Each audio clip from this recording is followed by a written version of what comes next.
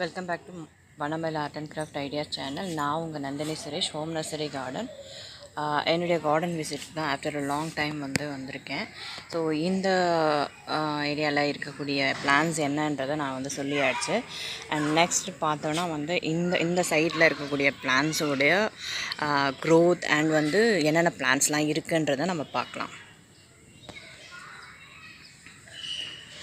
ஆக்சுவலாக இது pink colour செம்பருத்தி, சிங்கிள் பெட்டல் தான். இது பார்த்திங்கன்னா அவரைக்காய் செடி நிறைய பூக்கள் எடுத்திருக்கு.